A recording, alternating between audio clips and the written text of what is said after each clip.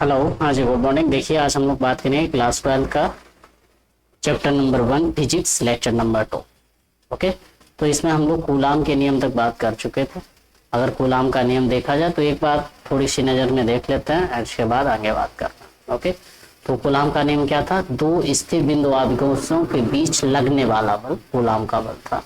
जैसे दो स्थिर बिंदु आवेश, ये प्लस क्यू है, पॉइंट आपका ए है, ये बी है, इन दोनों के बीच जो बल लग रहा होगा उसे कूलाम के नियम से निर्धारित करते हैं, चाहे वो आकर्षण बल हो या प्रतिकर्षण हो। देखो, प्लस क्यू और प्लस क्यू में क्या होता है? प्रतिकर्षण होता है, और माइनस क्यू और प्लस क्यू में आकर्षण होता है। तो वही सेम कोई ना कोई फोर्स होता है ना इसमें। तो ये जो इनके बीच में मान लेते हैं कि दो ये चार्ज है प्लस क्यू और ये भी प्लस क्यू है, एक दूसरे से आर दूरी पे रखें, इसको Q1 देते हैं, इसको Q2 देते हैं। तो क्या है, इन दोनों के बीच लगने वाला जो बल होता है इन दोनों आवेशों के गुणनफल के सीधे समानुपाती होता है। समीकरण एक, दोनों आवेशों के बीच की दूरी के वर्ग के व्युत्क्रमानुपाती होता है। तो यह प्रोपोर्शनल 1/r², राइट। इन दोनों को जब एड ऑन करोगे तो क्या बनेगा? यह प्रोपोर्शनल Q1 Q2/r²। अब समानुपाती हटाओगे तो एक नियतांक लाओगे, तो F बराबर K Q1 Q2/r², राइट। अब चूंकि K इक्वल्स टू होता है 1/4πε0, वैल्यू पुट कर दीजिए, F बराबर वैल्यू आएगी 1/4πε0 Q1 Q2/r², राइट। अगर इतना हो गया तो यहां से जरा एक चीज और बताइए, यहीं पे तो अगर फोर्स और निकालें वेक्टर फॉर्म में, क्योंकि वेक्टर फॉर्म में हमने बताया था आर कैप की वैल्यू 1 होती है, इसे ही यूनिट वेक्टर बोलते हैं, इसे ही एकांक वेक्टर भी कहा जाता है। कैप मतलब आर कैप बराबर होता है r vector upon magnitude of a vector. तो इसे वेक्टर फॉर्म में जब लिखोगे तो 1/4πε0 बराबर Q1 Q2/r² into are cap लिख सकते हो, मतलब एक का गुणा कर सकते हो। आर कैप की वैल्यू कितनी है? ये है F वेक्टर बराबर 1/4πε0 Q1 Q2/r² into r vector upon magnitude of are.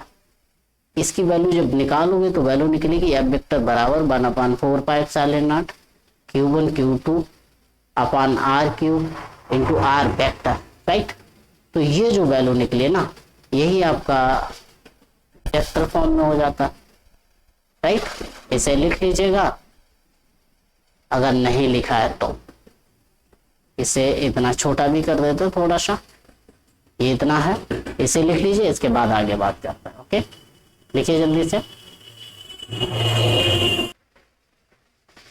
आगे हम लोग बात करने वाले हैं, जरा देखिए, ये टॉपिक है कूलाम के नियम के सदिश रूप का महत्व। तो चलिए बात कर लेते हैं, सदिश रूप का महत्व क्या क्या है।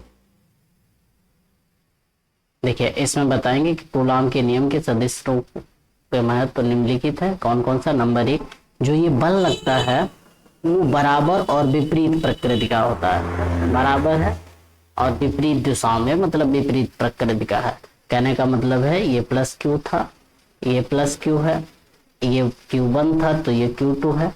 तो इस पर बल F12 इधर लग रहा था, इस पर F21 लग रहा था, लेकिन दोनों बराबर और विपरीत प्रकृति के थे, राइट। फिर दूसरा बताया, दो बिंदु आवेशों के बीच कार्यरत, मतलब दो बिंदु आवेशों के बीच इनके बीच जो बल कार्य कर रहा था वो केंद्रीय बल था, मतलब ये जो बल होता है वो सेंट्रल फोर्स होता है। अर्थात यह बल दोनों आवेशों को मिलाने वाली रेखा के अनुदिश काम करता है, मतलब ऐसे ही कार्य करता है, कभी ऐसे ना काम करेगा, right.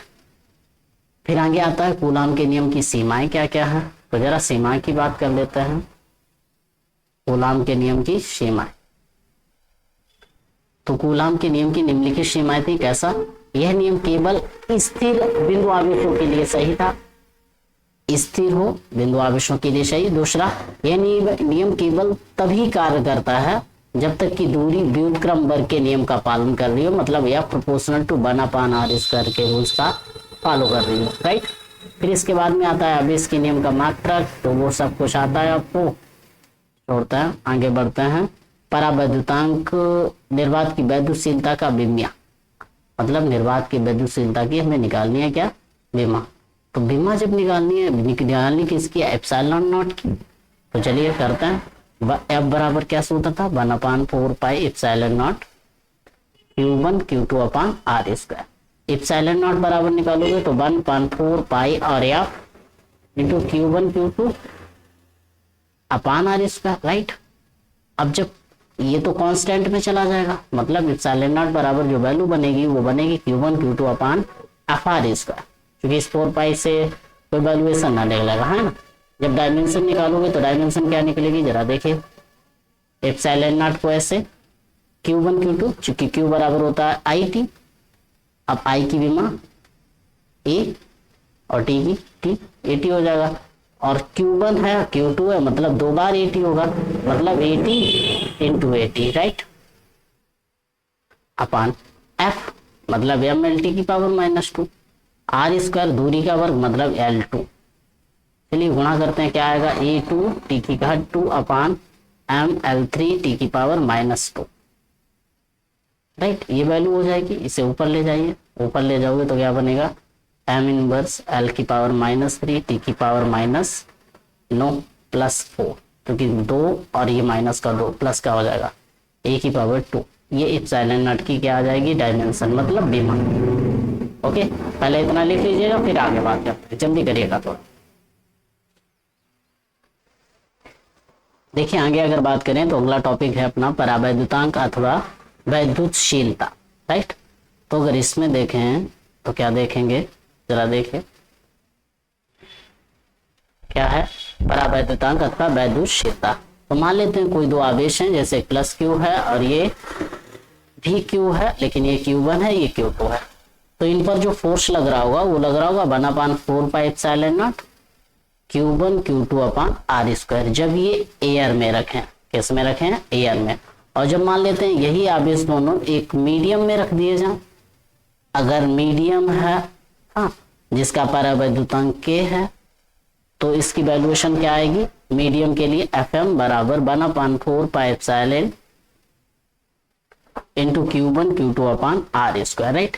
Equation first and equation second and they divide, मतलब from equation first divided by second. Okay, जब डिवाइड करोगे तो वैल्यू क्या आएगी, Fm अपान या F upon Fm equals to, valuation दीजिए 1/4 pi epsilon not Q1 Q2 upon r square upon 1/4 pi epsilon Q1 Q2 upon r square. देखिए ये पूरा उड़ जाएगा, ये पूरा उड़ जाएगा, वैल्यू बचेगी F अपान Fm बराबर epsilon upon epsilon not. Okay, F upon Fm बराबर एप्सिलॉन अपान एप्सिलॉन नॉट, इसे ही बोलते हैं रिलेटिव परमिटिविटी। रिलेटिव परमिटिविटी क्या होती है, ER। ओके, इसी को बोल दिया जाता है K। क्या बोल दिया जाता, K। अगर इसी को K बोलते हैं तो इसका मतलब है K बराबर होता है एप्सिलॉन अपान एप्सिलॉन नॉट, जहां K होता है माध्यम का परावैद्युतांक। क्या होता है, जरा देखिए, आपका K होता है K माध्यम का परावैद्युतांक। ओके, तो अब आपसे ये भी पूछा जा सकता है कि परावैद्युतांक कहते किसे हैं, तो क्या बताएंगे, माध्यम की वैद्युतशीलता, माध्यम की वैद्युतशीलता अपान ये किसकी है, निर्वात की। निर्वात की वैद्युतशीलता मतलब माध्यम की वैद्युतशीलता और निर्वात की वैद्युतशीलता के अनुपात को परावैद्युतांक कहता है। किसका, उस माध्यम का। अब क्वेश्चन पूछिए था माध्यम का परावैद्युतांक किसे बोलते हैं, तो क्या बताओगे, माध्यम की वैद्युतशीलता तथा निर्वात में वैद्युतशीलता के अनुपात को उस माध्यम का परावैद्युतांक कैसे कहते हैं, इसे कैसे रिप्रेजेंट करते हैं, राइट। तो इतना लिख लीजिएगा, फिर आगे बात करते हैं, जल्दी से करिए थोड़ा। ओके, अब आगे अपना नेक्स्ट जो टॉपिक आता है वो आता है अनेक आवेशों के बीच वैद्युत बल या फिर अध्यारोपण का सिद्धांत, राइट। अब बात करते हैं कि अध्यारोपण का सिद्धांत क्या होता है। तो इसमें क्या बताएंगे, किसी एक बिंदु पर या किसी एक बिंदु आवेश पर कार्यरत सभी बलों का परिणामी या किसी एक बिंदु आवेश पर लगने वाला कुल बल सभी बलों के परिणामी योग का बराबर होता है। या फिर ये बोल सकते हैं यदि कोई निकाय अनेक आवेशों से मिलकर बना हो तो उनमें से किसी एक आवेश पर कार्यरत परिणामी बल उन आवेशों द्वारा लगाए गए कुल योग के बराबर होता है। तो कहने का मतलब है एफ नेट बराबर F1 plus F2 plus F3 plus so on Fn, right. तो ये कुल बल हो जाएगा। ओके, लिख लीजिए। देखिए इसमें अपना अगला जो टॉपिक पढ़ने वाले हैं वो क्या है, कंपैरिजन। तो अगर तुलना देखेंगे तो हम क्या देखेंगे, स्थिर वैद्युत बल और गुरुत्वाकर्षण बल की तुलना। ओके, तो अगर तुलना करते हैं तो हम देखते हैं क्या कि दो आवेशी बिंदु जैसे M1 M2 है, दो द्रव्यमान होते हैं और एक दूसरे से r दूरी पर होते हैं, तो इनके बीच गुरुत्वाकर्षण जो बल लगता है जिसे Fg बोलता है, ग्रेविटेशनल फोर्स, वो लगता है G M1 M2 अपान r स्क्वायर, राइट। और जो इलेक्ट्रोस्टैटिक फोर्स होता है जैसे ये है, और दो आवेश अगर हैं, ये Q1 है ये Q2 है, एक दूसरे से r दूरी पर रखे हैं, तो इनके बीच जो इलेक्ट्रोस्टैटिक फोर्स लगता है K Q1 Q2 अपान r स्क्वायर लगता है। कहने का मतलब है ये दोनों ही बल, इन दोनों पॉइंट से क्या निकलता है, समानताएं हैं स्थिर वैद्युत बल तथा गुरुत्वाकर्षण बल में। क्या क्या, दोनों बल दूरी के व्युत्क्रम अनुपात के नियम को पालन करते हैं, मतलब F proportional to 1 upon r square रहता है दोनों फोर्सेस में। दोनों बल केंद्रीय एवं संरक्षी रहते हैं। ये दोनों फोर्स कैसे रहते हैं, केंद्रीय हैं और संरक्षी बल है, राइट। फिर इसके बाद में और बात आती है क्या, जरा देखिए असमानताएं में क्या क्या रहेंगी। तो असमानताएं भी काफी हैं, जैसे कि पहला बल वैद्युत बल आकर्षण प्रतिकर्षण दोनों प्रकार का हो सकता है, जबकि गुरुत्वाकर्षण बल सदैव आकर्षण होता है। मतलब वैद्युत बल जो होता है वो आकर्षण भी हो सकता है, प्रतिकर्षण भी हो सकता है। मतलब अगर प्लस क्यू है तो ये दोनों रिपल्स कर लेंगे, मतलब प्रतिकर्षण हो रहा होगा, है ना। और अगर वहीं प्लस क्यू और माइनस क्यू है तो आकर्षण हो रहा होगा। क्या हो रहा होगा, आकर्षण, राइट। लेकिन ऐसा ग्रेविटेशन फोर्स में नहीं है, उसमें सिर्फ आकर्षण होता है, राइट। इसमें आवेश जो होता है दो प्रकार का होता है, धनात्मक आवेश ऋणात्मक, जबकि द्रव्यमान हमेशा एक ही प्रकार का होता है, राइट। सेकेंड पॉइंट क्या पढ़ सकते हैं, वैद्युत बल दोनों आवेशों के बीच के माध्यम पर निर्भर करता है। जो इलेक्ट्रिक स्टैटिक फोर्स होता है वो माध्यम पे निर्भर करता है। अगर वायु है तो अलग लगता है, जैसे F एयर के लिए क्या कंडीशन थी, 1/4 pi epsilon not Q1 Q2 upon r square, right.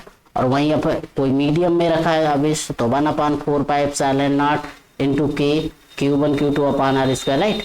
ये लग रहा था। तो ये दोनों चीजें मीडियम के ऊपर डिपेंड कर रहा है, राइट। और जबकि गुरुत्वाकर्षण जो बल होता है वो मीडियम पे नहीं, वो F प्रोपोर्शनल टू या F बराबर G M1 M2 अपान r स्क्वायर, सिर्फ इसी बेस पे चलता है, राइट। अब बात आती है वैद्युत बल गुरुत्वाकर्षण बल से बहुत अधिक शक्तिशाली होता है। जो वैद्युत बल है इलेक्ट्रोस्टैटिक फोर्स गुरुत्वाकर्षण बल से बहुत अधिक शक्तिशाली होता है। जैसे दो प्रोटॉनों के बीच लगने वाला वैद्युत बल उनके बीच लगने वाले गुरुत्वाकर्षण बल से 10⁻36 गुना अधिक होता, ओके। जबकि दो इलेक्ट्रॉनों के बीच कार्य करने वाला वैद्युत बल उनके बीच लगने वाले गुरुत्वाकर्षण बल से 10⁻43 गुना अधिक होता है। ये नोट में रिवाइज रखिएगा, ओके, कर लीजिए, फिर आगे बढ़ता है। देखिए जरा अगला टॉपिक जो हम लोग बात करने वाले हैं वो क्या है, क्वेश्चन है, टॉपिक ना है, या टॉपिक कर लेते हैं फिर क्वेश्चन करेंगे। देखिए टॉपिक क्या है, सतत आवेश वितरण, मतलब आवेश किस तरीके से वितरित किया जाए, कंटीन्यूअस चार्ज डिस्ट्रीब्यूशन बोलते हैं सतत आवेश को, राइट। तो जरा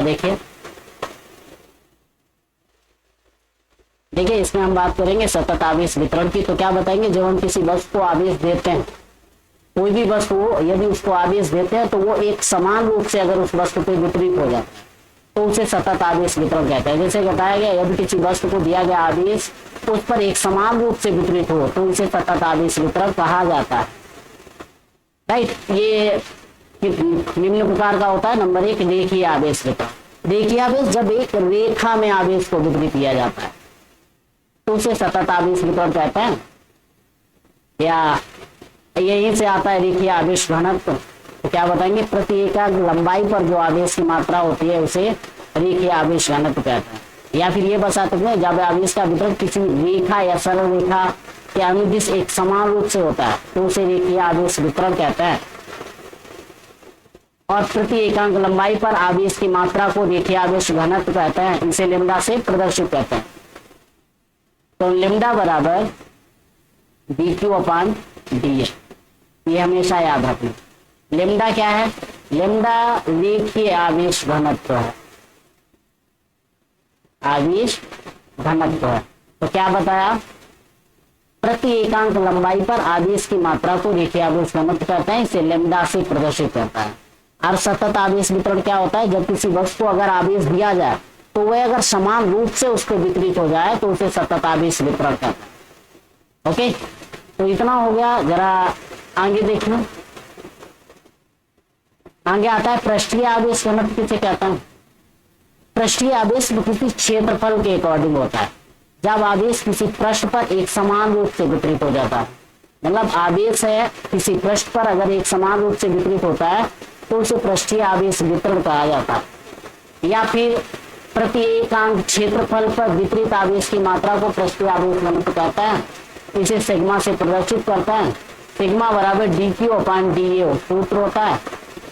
और अगर यूनिट की बात की जाए तो कूलाम प्रति मीटर स्क्वायर यूनिट होती है। राइट, ये सी क्या है, सी है कूलाम प्रति मीटर स्क्वायर। मीटर स्क्वायर किसकी यूनिट है, क्षेत्रफल की, एक ही। राइट, लिख लीजिए। ये ए क्या है, पृष्ठीय आवेश घनत्व है, पृष्ठीय आवेश घनत्व। ओके, लिख लीजिए जल्दी से। आगे देखिए, आगे अपना आता है, क्या आता है देखिए, नेक्स्ट है आयतन आवेश वितरण। राइट, अगर आयतन आवेश वितरण की बात की जाए तो इसमें क्या रहेगा, जरा देखिए। जब किसी आवेश को किसी आयतन पर एक समान रूप से वितरित किया जाता है, या जब आवेश किसी वस्तु के संपूर्ण आयतन में एक समान रूप से वितरित होता है तो उसे आयतन आवेश वितरण कहता है। और प्रति एकांक आयतन पर वितरित आवेश की मात्रा को आयतन आवेश घनत्व कहते हैं। इसे रो से प्रदर्शित करता है। क्या, रो बराबर dq/dB। रो क्या है यहाँ पे, आयतन आवेश घनत्व, आयतन आवेश घनत्व।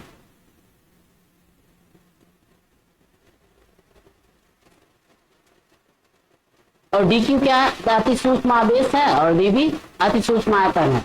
राइट, और रो तो आयतन आवेश घनत्व हो ही गया। ओके, आगे देखिए, आगे क्या बात करता है टॉपिक पे। देखिए, आगे जो टॉपिक अपना दिया गया वो बताया गया, रेखीय आवेश वितरण के कारण किसी बिंदु पर या किसी बिंदु आवेश पर वैद्युत बल हमें फाइंड आउट करना है।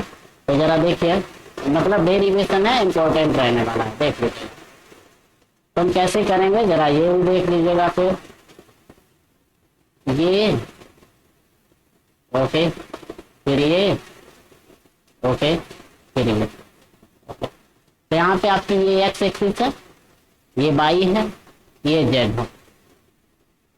राइट, अब इस पर क्या है, यहाँ पर ऐसे कोई बना है, इस जगह पे पॉइंट है, यहाँ पे हमें निकालना है। बिंदु ओ से इसका सभी, इसको सभी जो दिया गया वो क्या दिया गया, बिंदु ओ से इसका इसको सभी है आर वेक्टर,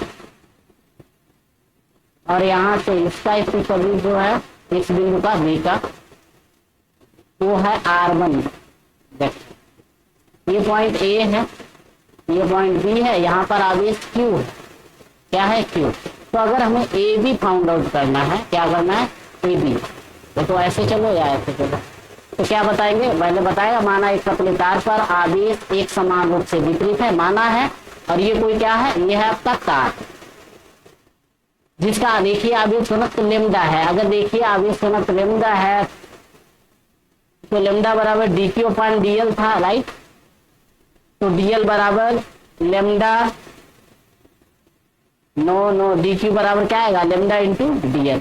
ये याद रखना, ये वैल्यू हम पुट करेंगे। ओके, तो dl पर आवेश dq है, इसका r है बस दिया गया है। इस रेखीय आवेश वितरण के कारण बिंदु B जिसका स्थित सदिश r वेक्टर है, बिंदु B है, इसका स्थित सदिश यहाँ से कितना है, r वेक्टर है, मतलब r1 है और a का r। तो मतलब कहने का है ओ ए बराबर जो दिया गया वो r वेक्टर दिया गया, ओ बी दिया गया वो r1 वेक्टर दिया गया। ए बी जब निकालोगे तो क्या होता है, ओ बी माइनस ओ ए, मतलब वैल्यू जब रखोगे तो क्या बनेगा, r वेक्टर मतलब r1 vector minus r vector, right. ये आपका यहाँ से ए बी आएगी वैल्यू। ओके, अब अगर ए बी निकल आया तो यहाँ से हमारा आसान काम हुआ क्या, कि अगर ए बी हमें पता है तो ए बी पता है, तो ए बी के बीच हमें यहाँ पे क्यू पे फोर्स निकालना है, मतलब फोर्स हमें निकालना है ये। हाँ, तो इस पे अगर फोर्स निकालना है तो या इस पर फोर्स डी एफ वर्क करेगा, तो डी एफ वेक्टर बराबर क्या निकलेगा, 1/4 pi epsilon naught Q into यहाँ पे क्या फोर्स आ गया, डी क्यू आवेश। अगर यहाँ पे डी क्यू आ गया तो क्या होता है, q into d q upon r square होता है। अब ये वेक्टर फॉर्म में है तो क्या आएगा, r1 माइनस आर वेक्टर का whole cube into r1 minus r vector. Okay, ऐसे। तो अगर ये होल क्यूब है तो ये मैग्नीट्यूड बाइज कर दो, राइट। तो कहने का मतलब है डीएफ जो फोर्स निकला वो निकला 1/4 pi epsilon nought d q की वैल्यू कितनी है, lambda dl, q into lambda dl upon r1 minus r vector, magnitude लगाओ का whole cube into r1 vector minus r vector. Okay, तो यहाँ पे r बनना है, ये हटा दीजिए, राइट। इसे आप ऐसे कर दीजिएगा, यही आपका डेरिवेशन हो गया, राइट। लिख दीजिएगा भैया लेमडा इक्वल्स टू क्या वैल्यू है, D q upon D L, right. लिख लीजिएगा, जल्दी से करिए। देखिए आगे जो बात करने वाले हैं हम, ये है अपना पृष्ठीय आवेश वितरण पे, राइट। अगर पृष्ठीय आवेश वितरण की देखा जाए तो फिगर आपका ये है, जैसे कि ये आपका वाई एक्सिस है और ये एक्स एक्सिस है और ये वाला जेड एक्सिस है। अगर इतना कुछ हो गया तो यहाँ से जरा हमें आर दूरी पर, यहाँ से देखिए ये आर वेक्टर है, कौन सा लेना है यार, ये ले लो।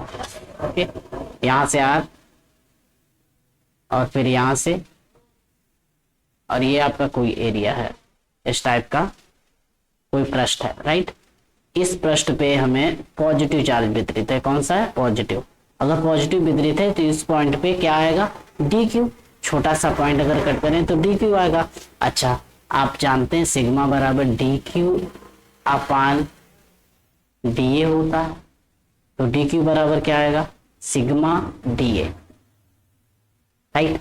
अगर इतना आ गया तो यहाँ पे चार्ज डी क्यू है, यहाँ पे चार्ज क्यू है, यहाँ से बिंदु ओ से r1 दूरी पे क्यू है और r वेक्टर दूरी पे डी क्यू है, मतलब ये कंडीशन है। तो यहाँ से जब ए बी निकालोगे तो ए बी बराबर क्या निकलेगा, जैसे ओ ए वेक्टर आपको दिया गया r है, ओ बी वेक्टर जो दिया गया r1 वेक्टर है, तो ए बी वेक्टर जब निकालोगे तो निकलेगा ओ बी माइनस ओ ए वेक्टर, राइट। अगर ओ बी माइनस ओ ए निकलेगा इसका मतलब है r1 minus r vector, right. अगर इतना निकला है तो अब इन दोनों पे, दो बिंदुओं के बीच दूरी पता है, अब वेक्टर फॉर्म में लगाएंगे तो एफ बराबर क्या होता है, 1/4 pi epsilon naught q q, q into d q upon r cube, तो r1 vector minus r vector का whole cube into r vector की वैल्यू यही पूरी होगी, तो क्या लिखेंगे, r1 vector minus r vector. Okay, तो इसे जब वैल्यू रखोगे एफ वेक्टर बराबर आएगा 1/4 पाई एप्सिलॉन नॉट। हमें किस चीज की वैल्यू रखनी है यहाँ से, इसकी डी क्यू की, राइट। तो रखिए into q into d q की वैल्यू कितनी है, sigma d a upon R1 vector minus R vector का whole cube into R1 vector minus R vector, right. अगर इतनी वैल्यू है तो F बराबर क्या आएगा, 1/4 pi epsilon naught q sigma d a upon R1 minus R vector का whole cube into R1 vector minus R vector. ये जो वैल्यू आएगी ये आपका आंसर हो जाएगा, डेरिवेशन, राइट। इसे लिख लीजिएगा, आगे का हम लोग नेक्स्ट डे करेंगे। तब तक बाय।